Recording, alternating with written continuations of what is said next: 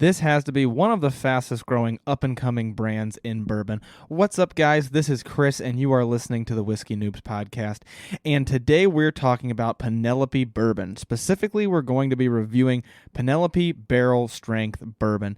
Now, if you're on social media a lot, if you're on Whiskeygram and Whiskey Talk, you probably see people talk about Penelope Bourbon. They are, as I mentioned, an up-and-coming brand. They're pretty new to the game, but they seem to have caught on pretty quickly. While they are a sourced brand like many new bourbon brands, they are transparent about it. They tell you where their stuff is from. Right here on the bottle, it says distilled in Lawrenceburg, Indiana, bottled in Penelope Bourbon Bottling Company in Bardstown, Kentucky. So they're very transparent about the fact that they're sourced. This is MGP juice, but they blend it together and they make these different expressions, these different batches of bourbon. And I wanted to talk about it because I've had people ask me about it quite a bit. So I thought, for those of you asking about it, you're going to finally get your review. For those of you who can't get to it, because Penelope is still working on their distribution a bit, at least the last time I checked, they weren't even available in Ohio for a while, thus the reason this review is just now happening, even though I was asked about it quite a bit over the past year or so. I'm just not doing it because it's just now available in Ohio. If you can't access it, I apologize in advance for doing this review, but I have, as I mentioned, had a lot of people, a surprising amount of people, ask me to review Penelope. So I thought, let's give it a try, and I have tried their normal bourbon on Instagram and TikTok. I did a quick review of it. This is their barrel strength bourbon. Now, to get started, they, as I mentioned, make their bourbon. They blend it together, and they release it in batches. So this is their straight bourbon whiskey, barrel strength, as the bottle reads, and this is batch number 12. So for those of you who have your own at home, maybe you're on the whiskey list and the email list, and you grabbed it, this is batch number 12 that I have. Your batch might be a little bit different from mine, but that's part of the beauty of small batches, is some are better than others, and maybe you get one that you really like. Now, as I mentioned, they do blend these batches together. So this is blended from 3 different bourbon mash bills. And this is an expression of what they call their 4-grain bourbon. So their run-of-the-mill normal bourbon is just called the 4-grain bourbon. They don't call the barrel strength their 4-grain, but they consider it an expression. It said something along the lines on their website of it being, an amplified expression of their 4-grain bourbon. And what that means is it is made with 4 different grains.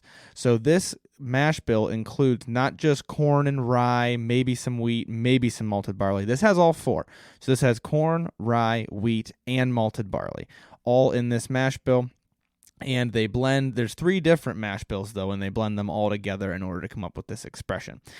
So I am going to run through this. I am going to do a review. I'll be honest with you, I think we're going to have to compare this a little bit to Wild Turkey Rare Breed, because I have tasted this already in order to get an idea for you guys going into this episode. And I want to compare it to Wild Turkey Rare Breed. So if you stick around at the end, I'm probably going to do a quick side-by-side comparison of this with Wild Turkey Rare Breed, which is, of course, barrel proof as well. I don't believe I've mentioned it yet, so the proof of this is 113.9 proof. Now, without further ado, let's get a little bit into this tasting. What I want to recognize right off the bat is the light sweetness that this has. It has a white sugary type smell to it on the nose, and it reminds me just a tiny bit. I don't want to compare this and have people think that this is the same level, but it reminds me a little bit of Pendleton, which is a much less expensive whiskey. It's a Canadian whiskey, and it's very good, but this on the nose does somewhat remind me of Pendleton. Now on the palate, it's a little bit different, which we're about to get into, but I just want to throw that out there for those of you who maybe don't have the Penelope in front of you right now, but you've had Pendleton. It has that sort of a white sugary donut glaze type smell to it. I think there's a little bit more going on than there is with Pendleton. It lacks that very bright fruit nose that Pendleton has, but it has a bit of spiciness, a bit of maybe a touch of char to it, and overall has a decent body, a good amount of ethanol on the nose. This is barrel strength, which is something you're probably going to expect from barrel strength. You're going to have ethanol on the nose, but it's worth mentioning that there is a good amount of ethanol. This is very weird. I did not plan on saying this, I didn't get this note before. Maybe it's just right now, but just now as I nosed it, I smelled coconut for a second. It actually reminded me, it took me straight back to vacation. I used to get a coconut flavor of coffee, and that's what this reminded me of. It was like, I think it was Dunkin' Donuts, but it was the coconut iced coffee or something like that. This just took me right there. So it's got this vanilla-y flavor to it that for some reason right now is smelling like coconut to me, which I'm very intrigued by. I didn't catch coconut up until this point, but let's get into the palate a little bit. Honestly, I am a bit worried now that I smelled the coconut that it's all I'm going to be able to think about is this coconut. I can taste it a little bit on the palate as well, so there's definitely... Now, for those of you who aren't tasting coconut, those of you who won't taste coconut, I think it's a strong vanilla. It reminds me of like vanilla bean. Like if you've ever had something that is vanilla bean scented, you know it's different from just like plain vanilla ice cream. It's vanilla-y. It's very vanilla-y. But that, to me, right now is kind of translating as coconut, which is funny. And I'm definitely getting some sweetness, maybe a bit of sugar, maybe a bit more like a caramel or a brown sugar. I've been yelled at for saying caramel on social media, so caramel, for those of you who say caramel. Yes, I know it's spelled caramel. I've just always said caramel my entire life. But maybe there's a little bit of that. There's more interacting, more going on. You get a solid spiciness, a little bit of an aggressive spiciness. This is barrel proof. That's kind of what you'd anticipate. And you get a little bit of woodiness, actually, that I'm a fan of. I don't know if it's just my palate today or what. I don't often call out woodiness on bourbons because so many bourbons are so woody, but I am getting a good amount of wood, and I attribute that with that vanilla and spice. So I think it makes sense to be getting the wood from it. Well, that's what I'm getting at the moment. This is certainly a palate that evolves a little bit on your tongue. It starts off with this light, sweet, almost creaminess. It's almost got that creamy element to it that some others have had that we talked about. I think the most recent that I would have said that for was probably the Wyoming whiskey, but I'm not 100% sure. Maybe those of you who've been listening pretty dedicated, you can correct me on that, but it's got that bit of like creaminess to it that some bourbons will give you. And it also has, it melts from that sweet creaminess into this spicy, somewhat oakiness, which I kind of enjoy. It evolves as it's on your tongue, gets a little bit deeper, a little bit darker.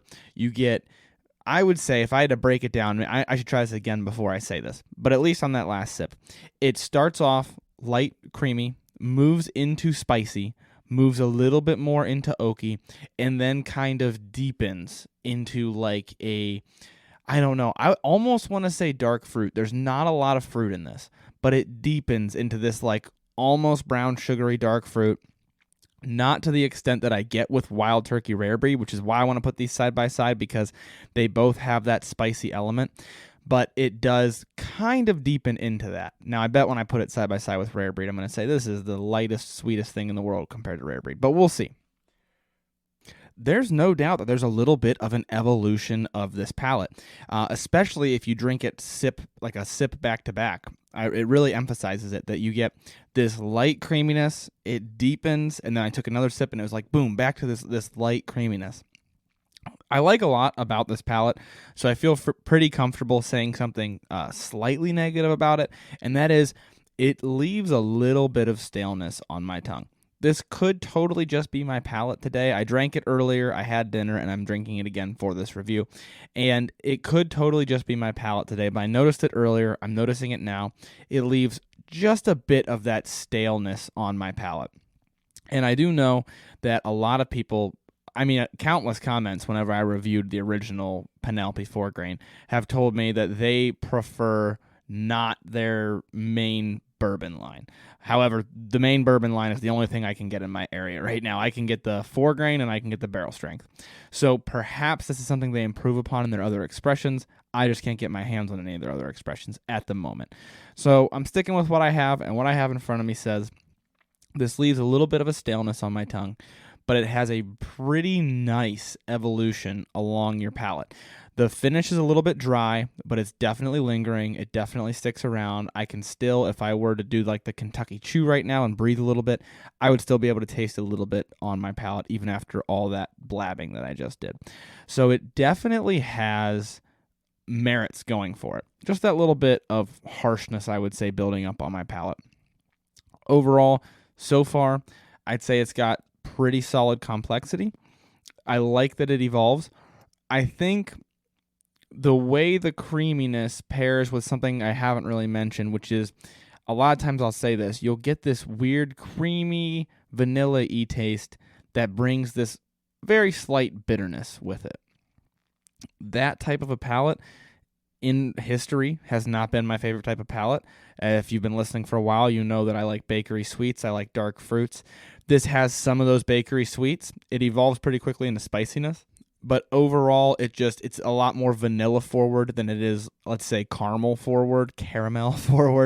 And so if you know me, you know that that's not typically my palate. But rating this as objectively as I can, it does evolve on your palate. There's a significant transition on this palate. As it sits on your tongue, there's a significant change of flavor.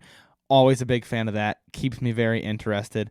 For barrel proof, of course, it's a dry finish, but it's barrel proof, so it's going to be, and doesn't offend me too badly in any way compared to other barrel proof expressions that I've had. It's just a fact that barrel proofs are strong. So good spiciness, keeps me interested. I'm excited to see what notes they say you should get. So let's move on to that, and then I think we can do a little bit of a side-by-side with Rare Breed, just because they're really close in price. Rare Breed is $50 in my area. This is $60 in my area, the Penelope barrel strength. So I want to do a little bit of a side-by-side and kind of get my bearings for which one I like more. And of course, Rare Breed it's an undefeated, commonly loved barrel strength bourbon. So I might be putting this up against a little bit of a giant, but it costs more than the giant, so we should be able to do that. Now, let's move down to their tasting notes before we get carried away with the Rare Breed comparison and talk about what they say you should get. I want to start cautioning as often as I can. When I'm talking about the distiller's tasting notes, that does not necessarily mean it's the notes that you should/need to be tasting. Distillers will always dress up their notes. It's in their best interest to make their expressions sound a little bit more appetizing than they actually are. And sometimes they just have a pretty different palate than the rest of us, and they say there's something there that isn't totally there. But as I mentioned, I always like to think that there are some common notes in most whiskeys that we can pull, and maybe I can compare to their notes and tell you what I'm getting that I think replaces the things that they say they're getting. So let's start with the nose. Aroma, it says sweet caramel with hints of maple syrup and candied sweetness. I actually really like that description. I would lead with the candy, though. This, to me, is candy sweetness. As I mentioned, that white sugar, that glaze on your glazed donut. It's that kind of sweetness. Then a little bit of sweet caramel. And I don't know if I would even mention maple syrup, to be honest. Let me try smelling it again. Well, as I say that, I can see the argument for maple syrup, so maybe it is in there. I mentioned coconut, and I stand by that. It's the vanilla-y flavor mixed with something else, I think, that's giving me coconut vibes. And I doubt coconut's probably going to be in their notes because it's a very rare thing to say. But just to me, in this moment, it's definitely giving me coconut vibes. So let's talk about, they actually break up their tasting notes into forward notes, body, and finish. So forward notes, I'm going to guess they just mean right when it hits your palate. And this kind of shows you that they know their bourbon transitions a little bit on your palate. So forward notes, we've got smooth caramel syrup, brown sugar, subtle barrel char, and hints of butterscotch and creme brulee. I think I'm going to agree with their notes a lot. It seems to be the case. So smooth caramel syrup, they keep leading with this caramel, and I don't know if I would lead with the caramel, to be totally honest with you. But subtle barrel char, I mentioned I don't get a lot of woodiness a lot of the time, but I got woodiness from this. So there's subtle barrel char there. Hints of butterscotch and creme brulee is, for me, that's the highlight of what I would call the forward notes, the beginning of the palate. The highlight is that creme brulee. It is that creamy vanilla flavor. I would say that's the leading lady. Maybe you've got some butterscotch in there. I mentioned a subtle barrel char. But then moving into the body, I cannot agree more with the direction they're going. I don't agree entirely with the notes, but they move into The sweetness transitions to notes of cinnamon, barrel char, and slight maple syrup. Fully agreed. It gets this deeper sweetness to it, as I mentioned, moves from that light butterscotch to more of a brown sugar or what they're calling maple syrup. And you get spiciness and barrel-iness. So I can't disagree with what they're saying. The body definitely deepens into this slightly darker palate that you get. Now, on the finish, all I really mentioned is that it sticks around for a while. Now, they go as specific as to say spicy cinnamon, which I would agree with. It's kind of like a fireball candy, if you will. It definitely, the finish has some pop to it. And it says spicy cinnamon finish with amazing lingering spice and heat. Wow, they even threw an amazing in there. The spice and the heat linger. I would almost argue that some of that creme brulee comes back the longer you wait on the finish. Right after you swallow, you're still going to have that spice, that heat, that cinnamon. But I think some of that creme brulee comes back as the fumes leave your mouth a little bit and your tongue kind of reacclimates. That's just my personal opinion. Now, the last thing I want to add before we get to the comparison with Rare Breed is I love to point this out anytime I see it, and that is that I love the amount of information they give you on their website. You don't have to work very hard to give good info to the people who are drinking your stuff, and I appreciate that. I appreciate that they took the time to do it. So they have this little blurb underneath the tasting notes on their website. That I think it was underneath. I took screenshots of it. So my guess is that it's underneath, but in my notes, it's above it. But on their website, they put this little blurb that says bourbon facts. So you've got type and proof. It says 4-grain, straight bourbon whiskey. They say 115.2 proof, but my batch specifically is 113.9.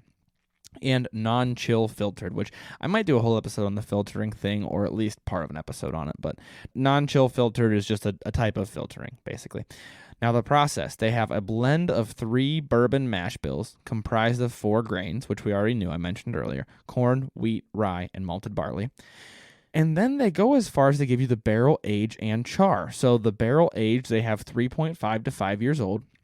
The staves are a number 4 char, and the barrel heads are a number 2 char. We've talked previously about the different numbers of char. I believe that was actually in the Wild Turkey Rare Breed episode, so if you're interested, you can go listen to that. And then the mash bill they give is 74% corn, 16% wheat, 7% rye, and 3% malted barley. I'm curious, since it's a blend of 3 mash bills, if that is the average of all the mash bills. I'm not certain. But I'm also a little bit shocked by that because, to me, it's got a little bit of the rye spiciness to it. I'm a little shocked to see that it is more wheat than it is rye. At any rate, I'm just really glad they give you that level of clarity, that level of detail. I love seeing it. I love being able to read up on the whiskey that I'm drinking. It just adds to the experience. And also, whiskeys that do that are the best when you're learning, which I still consider myself learning. I don't care how long I'm into whiskey. Unless I've been in it for 50 years, I'm going to consider myself as learning. And when you're learning, it's nice to know what barrel char you've got, how old your whiskey is, what the mash bill looks like, because it helps you to learn more about what to expect from those types of whiskey. So I really enjoy the transparency there. I like the fact that they don't seem to be purposefully hiding the fact that they're sourced by MGP. They seem to be fairly transparent about it. So I enjoy that as well. And it's got sweet, it's got spicy, it's barrel strength, and that just makes me want to compare it to Wild Turkey Rare Breed. So let's do that real quick. I'm going to pour myself a glass of Rare Breed. Now, an interesting point of note is that the Penelope, as I mentioned, the staves are a number 4 char, and Wild Turkey is known for their love of the number 4 alligator char on their barrels. So these do have the same barrel char. I don't know if Wild Turkey goes as far as to have a different char level on the heads, or at least to disclose what that char level is. But the staves, number 4 char, and we're putting number 4 against number 4, so that's a little bit exciting. Wild Turkey, at a glance, much darker than the Penelope, which does make sense because the Wild Turkey is older and neither of these are watered down, so you're just going to see what's coming out of the barrel. Wild Turkey is definitely darker than the Penelope. Let's get a quick nose. I am impressed at the moment at how much Penelope holds its own against Wild Turkey. I thought it was going to be a very obvious Wild Turkey jumps out of the glass at you, and Penelope resides back in the glass behind the alcohol. But they're pretty close. Penelope might put out a little bit more flavor than the Rare Breed, which once again, the Penelope barrel strength that I'm drinking right now is $10 more than Rare Breed in my area. So it should be better, but I'm actually a little bit surprised that it is. I don't know if I want to go as far as to say the Penelope is better on the nose, but it is most certainly different. The Wild Turkey is giving me a little bit more of the fruitiness. That definitely sweetens it up a bit compared to the Penelope. It almost accentuates the Penelope's slightly spicy, slightly woody, a little bit molasses brown sugar type nose to it. So side by side on the nose, I'm going to say it's basically a tie. I'm not really meaning to rank these two, but I'm just impressed because of the fact that Penelope's so much newer, and it has a solid nose compared to Wild Turkey Rare Breed. Let's go with the palate, though. This is where we separate the boys from the men. Well, I wanted to do this side by side to make sure that Penelope isn't robbing you for the $60, and I think I can conclusively say they are not. I know that Rare Breed is a bourbon that is worth $50. I think I can conclusively say the Penelope is right in that price range, if not worth the extra $10. It definitely has a bit more transition to it, in my opinion. It's two different palates, so it's hard to compare. The Penelope's got this lighter, that creme brulee melting into spice. It's definitely a lighter palate that I have throughout the course of this tasting become very accustomed to, and it exemplifies, or I should say exaggerates, the Rare Breed's sort of grittier, more charred because it is older. You get that barrel char, you get that age. It's exaggerated putting it up against this light vanilla creme brulee Penelope. But both are great. I'm not trying to say I would buy this over Rare Breed. I honestly don't know which one I would buy. They're two super different palates. I'm going to do the cop-out answer and say I would buy both of them because they're so different. But the thing that I really want to take away from this side-by-side is I'm very impressed at how much the Penelope holds up against the Rare Breed. Of course, Rare Breed is a different palate. I've been growing accustomed to the Penelope throughout this whole tasting, but it holds up. It's got on the nose a little bit more complexity. On the palate, maybe it's more complexity. Maybe it's just the fact that my palate's grown so accustomed to the Penelope that the Rare Breed, to me, I'm just getting the caricature of it. I'm just getting this exaggerated, slightly black peppery charred, some dark fruit, which I love, of course. So I'm not going to say that, oh, I like this one more than the other. It's a really hard thing to do under these circumstances. What I will absolutely say is I know Wild Turkey Rare Breed is worth the $50. I've established that in my brain, of course. So by that logic, I'd say Penelope's right up there in that same price range. It's probably worth the $60 that they're asking for it. I don't know if I would go crazy trying to find it, and this is probably why it sits on the shelf near me, whereas Architect and the Toasted series, all those ones do not. I don't know if I would go crazy trying to find it and dying to pay the $60 for it that they ask, but I think it's probably worth it, and I think it is pleasantly complex.